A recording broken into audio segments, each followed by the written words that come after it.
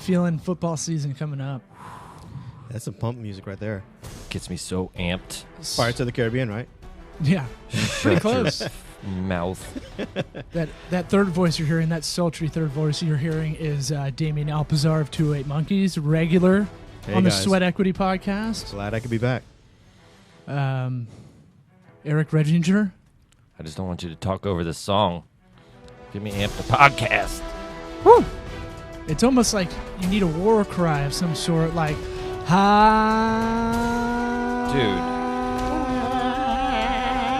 Toddy. God Almighty. I'm feeling the blood flow. I'm assuming that this song is very important for some reason. I don't know why. It's a theme to Hard Knocks, dude. Yeah. Oh. If you're not a football nerd fan, this No. is Imagine HBO slow-mo show. professional athletes all sweaty, hitting a bag thing and doing moves. So, No, I'll let you imagine that. so every I was. every year Fun HBO Philly. follows a team behind the scenes, and it's like this is the jam to get you fired up, but they play it throughout the episode a lot, Oh, wow. and everything's in slow mo and like 4K now, and it's Super like well done. yeah, and they have like 50 shots of See, everything. that I would be more interested in. I mean, don't get me wrong. I love football and I love watching sports, but that would interest me because it's the story of the struggle. Is Okay. what makes it more. Oh, The no. production of it. right? Dude. That's crazy. So they're putting out these. The first one, they get a little bit of lead time, because they haven't started yet. But they'll put out another episode in a week that's just as awesomely put together as the first one or whatever. It's like a movie. They're hour-long shows. I'm imagining they're getting tons of footage, but they're sick. Wow. It's 5 weeks training camp, and it's always like there's one episode that's big on getting cut, so they always have that. But the turnaround time is like they got 36, 48 hours basically to turn it around to get it ready to go. Jeez. And it's a lot of footage. You can just tell. I feel bad for the editors that are working that. I mean, it's got to be a rush. Well, we've talked about it. If you prepare enough, and it's been around, 10 years, 15 years? Yeah. Oh, they've got veterans who Wild know now. that thing inside and out. Right, so you already know some storylines. Like, there's going to be ones about getting cut. They're going to follow always like a rookie that is very usually green. An injured vet. That's always one. There's going to be the head coach is always going to have a storyline, which is the one with Hugh Jackson's really Bummersville. Bit of a downer. Is like Everybody in Family his family died. is dying. So does it Sorry, Hugh. feel as epic as like the HBO 24 Hours or? it's similar to that. I think 24 Hours copied this Okay. actually, but whatever it is, like as much as I want to hate on like NFL, like I'm 34 and you're like, God, am I really going to watch a bunch of guys that are in their 20s and really dedicate a lot of my life to this? And then And the answer is yes. This theme comes on and I'm like, I'm in. I'm in I'm so already in. hard. Yeah. No Oh, lube. man. And the Bucks were last year, so those new to the podcast were at a sweaty Tampa Bay area, but it was interesting to see how Jameis Winston acts. He's a corny, weird kind of guy, Right. and so when he does these pregame speeches that don't make any sense, you're like, yeah, I get it. Yeah. You're missing out. You need to watch one episode just to see the production of it all. I would love Because you'll to. be impressed. Well, you guys let me know which will be a good episode. Just like, hey man, cut your teeth on this one. I'll just start now with the Browns too, because they got the #1 pick. So there's a lot of interesting things with that. There's so many. You have 55 guys on a team, Right. and yeah. on an active roster, they have like It's a lot of 80 personalities. coming into a lot camp. of A-type males and Yeah. A lot of linemen playing ukuleles. Weird shit. They'll always find that guy. rookie hazing always. Yeah. Yeah, Always fun to the see. Ukulele, the fat guy that plays I can't ukulele. believe that big guy's playing that tiny guitar like that. Look at You ever that. seen the little Hawaiian guy? The big Hawaiian guy who used to, unfortunately he passed, but he used to do the Somewhere Over the Rainbow on a ukulele. The dude was like 500 pounds, and he had a ukulele about this big, and he's like, What was his 40 time? Yeah, That's the difference here. well, They also Does he play are pro guard? athletes. no, he's not a pro athlete at Exactly. all. Well, He then was he should definitely- be awesome at it if that's all he's doing. he ain't no Jonathan Ogden. What's it called? The big guys in Hard Knocks. It's always surprising how fast they actually are. Like they would beat most of your friends in a foot race, and they're And that's scary. 330 pounds. It's a rhino chasing you down. That's how crazy that sport's gotten. Like it used to be like back in the day, like 200 pounds was a guard, and now like 330 is not doing it. Yeah. Jeez. Or if you're under, if you're 330 or under, and you're not bench pressing like an insane Larry Allen amount, that you don't make it in the league. They're trucks. Yeah, They're pickup trucks, and they're different than us. We're breeding a subspecies. Do you think that if we do it because of what we've done to get football players and athletes to be bigger and better, that we're technically breeding a subspecies of human?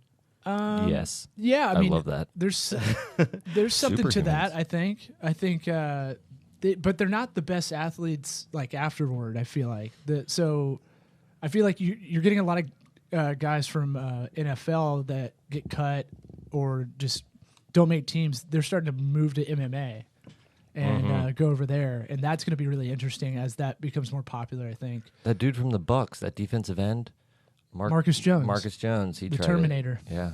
Number 78. I mean, what? Well, I mean, Yeah. you get a guy that big Came out of Cal? throwing kicks and punches. Wait, Here we go. USC. Yeah, He doesn't know. Yeah, you get them throwing kicks and punches, and all of a sudden you've got a big monster movie and a small ring, basically. Because those MMA guys are not 335 pounds. That's not. They're getting there. Right. The 335 guys, those are like offensive guards. They're not. Right, They're pretty soft. Again, still, even the biggest MMA guys are some like the pro wrestlers that have moved over and so on and so forth. I mean, I remember when the Tank was like a big dude, and now you look at some of these MMA guys, and they're not only big, but they're ripped. The Tank was the guy with the goatee and the flat Yeah, he was top. basically the Street Fighter guy, Yeah. which was awesome because he brought in brute strength, and he's like, I'm gonna bring bar fight to the ring. What are you gonna do about it, Yeah. bitch?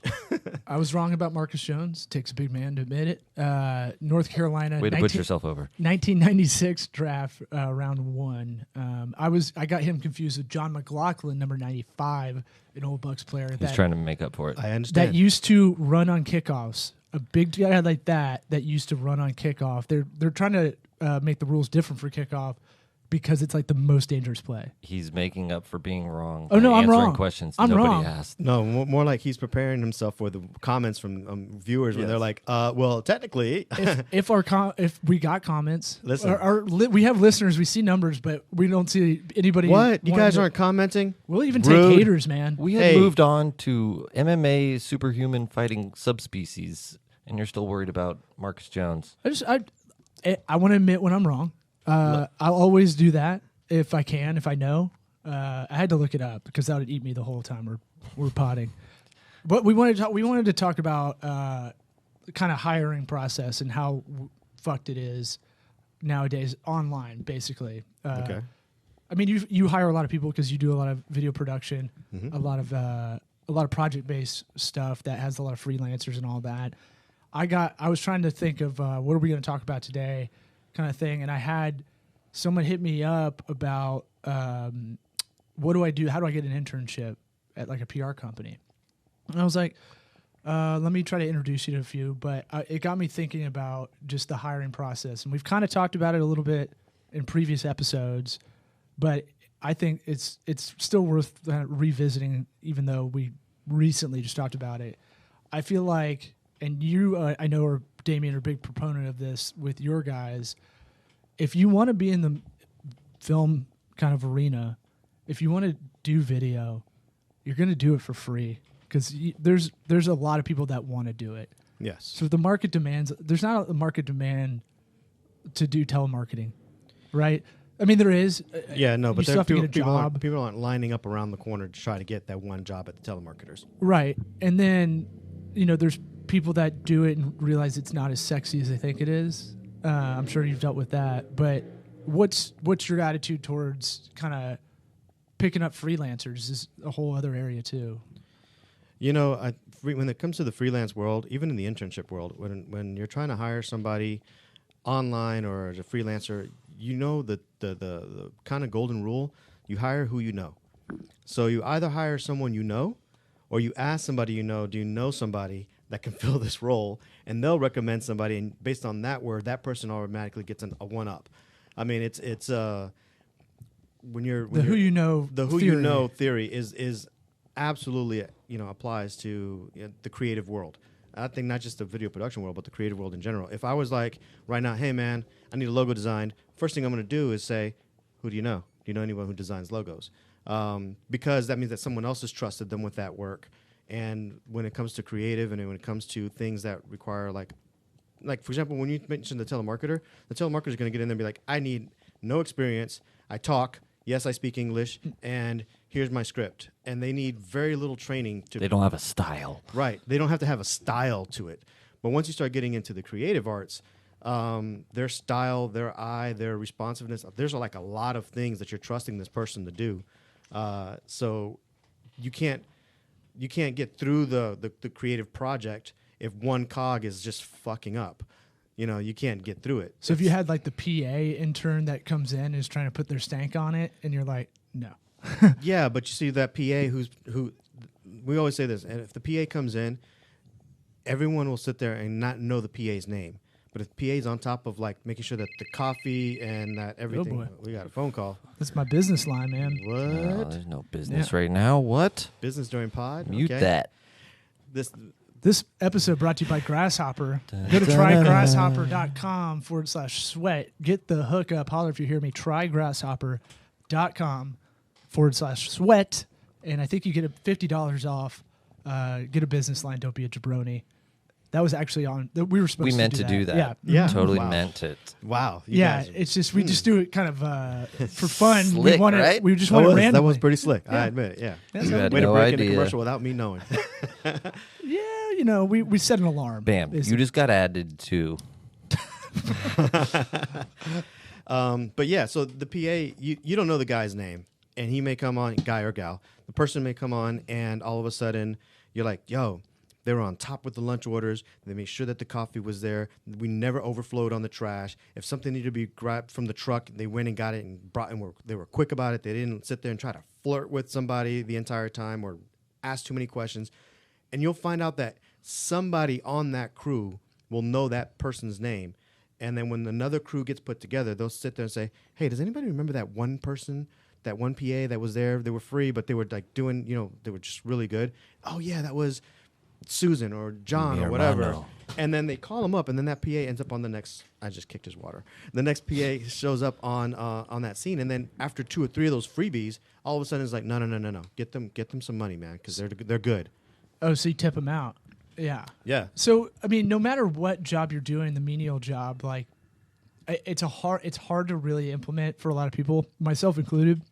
But try to treat it like it's the most important job you have ever. Like it's gonna be. This is like try to treat it as important as you think the director treats the whole thing. The producer treats the whole production with that attitude. A lot of your stuff you can't put on a resume.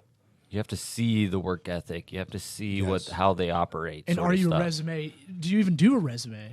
You do. I mean, here's something about a resume that anyone I've ever known that's ever employed anybody ever, they use the resume as the I call it the step one. Let me look at this. Did you even write a resume? Did you even is resume misspelled on resume? It's like you just look at it as like, this doesn't tell me who you are, but at least let me see if you got the basics down. Yeah, you better do it. Yeah. So if I tell you to do something, will you do it? Yeah. So it's like, okay, cool. You've got that, because I know in almost every resume that I've read, the person is way more either experienced in one thing or not experienced, because that's another thing too. If you take the resume exactly for as biblical, you're looking at it going, oh well, you've done this much in this field, you must be good at it with that much time put into it. But they could have sucked the entire time that they were doing that job. Right. So I was always told, write how you added value in that position, right? So like, so it tells more of a story of why I should hire someone. And if you have it used to be like it was a bad thing if you had a lot of different jobs. Nowadays, I think it's the opposite. I think as our generation, mid-30s, late 30s, is kind of getting older, I would want someone that has done a bunch of different things, because I think that's you empathize with each cog of the wheel kind of thing. Yeah. Well, what you said about it being a story makes sense, because they're going to want to look at that, your job history. Does it make sense why they moved on from here to here? was their added value something that they wanted to take elsewhere, sort of thing? Because if it's like random jobs from here to there, that really don't correlate, and it's kind of like, oh, they're probably just a bad employee, Yeah, and one fun fact, here's some pragmatic advice. This is the point of the podcast, is there is a difference between submitting a PDF and submitting a doc file.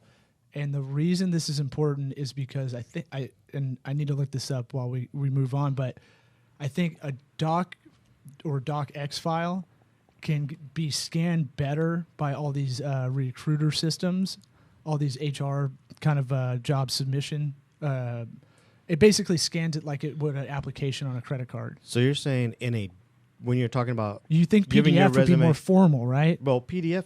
Okay, so you're saying that the doc or docx would be great for when you're giving it to a resume site, submitting online, or a job site.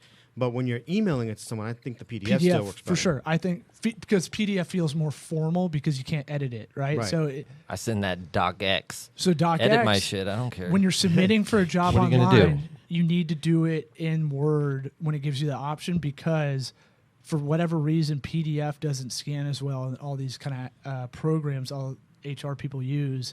And I didn't know that until recently, which is kind of weird. Why would you give that option? Why wouldn't you just make everything docx? But I guess if you don't have Microsoft Word, they're trying to give you another option. But I find it weird that there's like a system or a bunch of software that almost everybody uses that has the same bug, and that could really knock you out of it. So like the average job opening attracts 250 resumes according to Glassdoor in 2017. That is kind of insane to me, right? Right. So that tells me on a hiring basis, like we're not doing this right. We're like the online part doesn't really garner the best results as we think it should. You think Monster.com was going to change the game back in the day, and then now it's like now it's just throwing a bunch of shit against the wall. Right. So I found after talking to a bunch of people that it's like, yeah, it's shit on the wall. Some people could say spaghetti, see what sticks. You never heard that? I throw shit at the wall. And then he knows the spaghetti's working. Yes. It's Makes not the spaghetti taste horrible. Does it make me have botulism? But yeah, how do you narrow down at 250 resumes unless it's random that you find the best person? Unless you go, nobody going through 250 resumes. We're usually talking on a small, medium business level. We're talking about the office manager or overworked HR person that has to put the stuff out there, and they're probably overwhelmed. Well, I think, you know what, and it may lower the number. I would love to do an A/B test on it. What if the job description or the request for the job position was just more specific to the point that it almost like, and I know there might be a HR flag about doing this, but being like adding personality traits and adding work history traits, like must have never worked at Taco Bell. I don't know why that's a problem, but it's one of these things like, look, if you worked at Taco Bell, I just don't want you to come here. So, I worked at Taco Bell, by the way, so I would just disqualified myself. But so no gorditas. Yeah, I mean that's what I would call those Taco Bell people. The gorditas. We're not hiring any gorditas in here. Yeah, they might think that you're talking about their weight, and then all of a sudden you're a fascist against heavyweight people. It's moot anyway because you can't. I don't. It's think a whole civil liberties. Yeah, issue you can't do any of that. But here's what you can do, and here's the tip. This is going to be LinkedIn, isn't it? LinkedIn. Here we go. I have a boner for this because big time boner. Because fleshy one. You use the recruiter tool. I was thinking more of a digital boner, but okay. It's if you're looking for like soft skills, white collar people, LinkedIn's going to be the best way to do this. If you want to kind of work around a lot of these, the legalities of trying to figure out a personality of this person before, it's my push versus pull method of doing this. You can put a job out there and just wait for thousands of resumes, 250. You all right? Yeah. No, I couldn't tell if you're having a stroke. No. Your fist clenched up like Bob Dole, and then you were doing You said push and pull, and I was doing a jerk off thing, just for me and the camera, and those people watching. So see, this is entertaining on YouTube, Vimeo, all that. Facebook. That's why I get to control the camera. I can do zoom ins whenever I want. Yeah, you can zoom in on Damian. It's a drinking game. Every time he does a jack off thing, you guys drink. Mm-hmm. So that is a bad system, right? It's a bad funnel essentially. And the method I've kind of created a little bit, but there's LinkedIn Recruiter. You can pay like $80 a month, and you can get way more specific information on their profile. Mm-hmm. You can also see their picture, right? A headshot means a lot, I think. Shout out to Vadim. Our friend Vadim. Yeah, Russian oligarch. No, he's Headshot specialist. Photogark. he's a smile coach or something like that. And a facial posing coach. He shows you how to pose your face. Can you do the O face? Could you teach me that? And then not apologize after? I want a few minutes Sorry. with that guy. Sorry, you're so hot. Sorry. Oh. He better be able to do all the faces. Yeah. He better be Jim Carrey. Dude, he coached Jim Carrey. No, he didn't. Shut up. So, That's a bad rumor. so the recruiter tool will give you more profile information on everybody, and we've already talked about this a lot in every episode because I have a boner for LinkedIn because the data is more reliable. Because essentially, your profile is a resume, and most people will update it, even though they might not use LinkedIn a lot, or maybe check in on it once a year. Maybe they will update their resume a lot.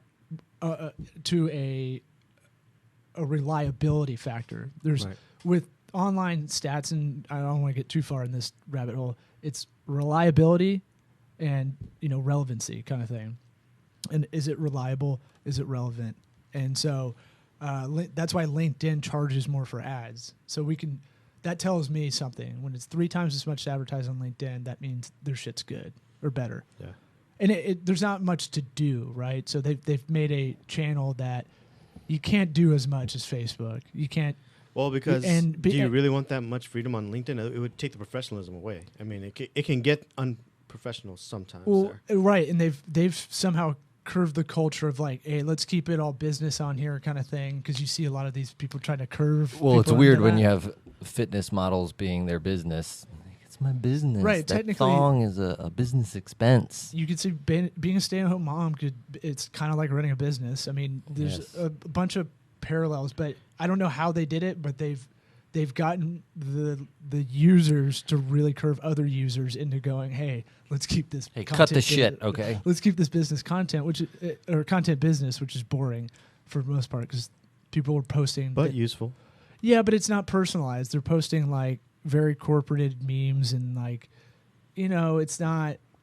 It could be better in that direction, I think. But it's easy to be unique on LinkedIn. Right, we've done a poor job of getting this show out there on there, but we're gonna. Hey work guys, if you guys are watching and listening right now, please let's not make these guys feel so lonely. Comment and write something so that way we know that there is a pulse to the people that are listening to this, and it's not some sort of ad bot just trying to make our egos feel better. So maybe I'll try to live stream Yes. from my phone a little Oh. bit. Yeah, I've been meaning to let's do let's that. get interactive right now. I know that the ratings always go up when I'm on here, so I'm trying to help them out. If anything, we get to hear him be dad mad at LinkedIn not working.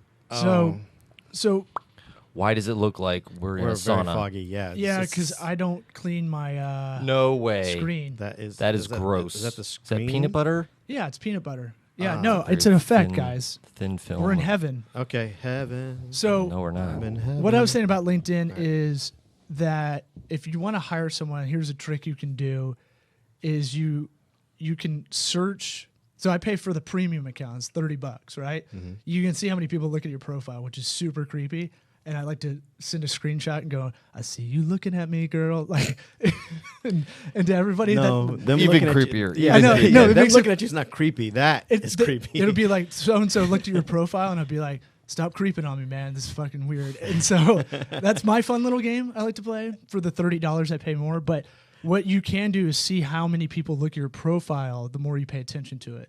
So if you keyword your profile correctly, right, as a consultant, I just started putting everything as a different job because I was putting this firm as my job the last 3 years, but I wasn't getting a lot of like.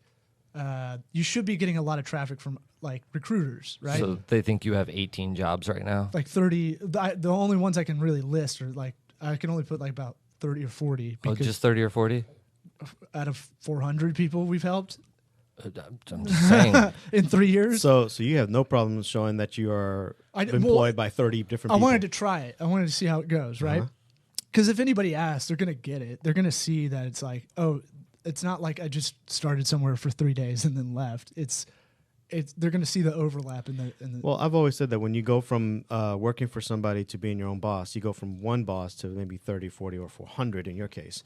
Right. Because all your clients are your bosses in some way, shape, or form. Exactly. Yeah, that is a weird entrepreneurial kind of misnomer. I work for myself. No, you work for the people that For pay you. everybody Right. else. You Yeah. have more bosses than you can imagine. Yeah, you now have Whoops. a bunch of masters. You're the bitch now. So if you want to hire people, here's a trick you can do. Get the premium account for 30 instead of the recruiter, which I think is 80 a month. And you can get like 10 to 15 in-mails, the messaging on LinkedIn, where you can send, you can search for people, but you can kind of search for that sweet spot, right? So legally, when you have a job description, you can't go, I want someone that's got some experience that's 25, that, because I don't want to pay too much, but if they're too good, they're not going to work. It's not going to work out. So you're trying to find that sweet spot, right? This way you can kind of go, hey, you can search in the top advanced search part and then go, all right, someone that's working in this area now currently, because you probably want to pull someone out. And then by their profile picture, just like girls have crazy eyes, Right. and you can tell some bros are going to be trouble in their headshot. You don't send those people anything. You're just like, this is how you can kind of filter a little bit of the crazy, You're a walking HR complaint waiting to happen. Why? Because of all that shit you just said. Why? I didn't do anything. We don't have it. I know you didn't do anything. I'm just saying the character you're playing. You're saying currently, right now, that you can, on LinkedIn, profile your future employees based on their look. It's no. And race. I said you can. I didn't say you should. I said you can. You can, and nobody will I'm, know. I'm clarifying what Eric meant by that. But you can't. You are allowed to send an email and go, hey, do you want to apply for this job? Right? Yes. It's up to you if you want to make sure that you're hitting all the demographics. If you want, I completely understand. Listen, as someone who can sit there on LinkedIn and at first cropped his locks out, and I have glasses on. Anyone looks at my LinkedIn profile, I have glasses on. I don't wear glasses. I cropped my locks out and I put on glasses because it made me look like less threatening. Why are you telling on yourself right now? I don't give a damn. And no, honestly, Obviously. I'm changing the picture because I looked at it and I'm going, anyone who's met me has never seen me this way. I do like to wear the glasses because every now and then they look cool, Clark Kent style. Mm-hmm. But it's just one of the things that I was like, only few people have ever met me and I've looked that way. And everyone, is always like, oh my God, that's I got to see this picture. Oh yeah, I'll show it to you. it's pretty awesome. girthy. Here's the thing. Here's what I would say too. So when you're doing your LinkedIn profile, here's what I found too by just testing this out. This has been a slow test, a slow burn project I've been doing for funsies. Tell me about it. That you can. What you should do is when you look at putting your job BRB. description, and you put your job descriptions on there, go look at the jobs you want in that same, or go look at a job description elsewhere, right? Mm-hmm. So say you were administrative assistant at insurance company. Okay. Now I would go look at the job description for that. And you go back and you change and it. you put all the keywords in your profile. I was a key grip at McDonald's. A key grip? Yeah. What is that? They work on a movie set. Grips are the guys that go and they get shit. They're gripping things. Gripping it out, yeah. Everybody's seen that on the credits. You've Well, done that was a joke about how there's no grips at McDonald's. Oh, really? Well, I'm going to hit the... Where'd Damian go? He would have got it. Damian bounced. No, I got it, I think. This is sweat equity. This I'm is going to what it's repeat about. it to Damian. I'm going to repeat it. Just play it cool All like right, we're I'm going to saying say it for bye the to first time. LinkedIn Bye, LinkedIn. as we were doing that. Can't believe you held your arm up for that long. I know, it's tired. It's so sad. If I have to have a phone call where I have to put the phone to my ear Forget it. for more than like 3 minutes, I'm like, God, this is bullshit.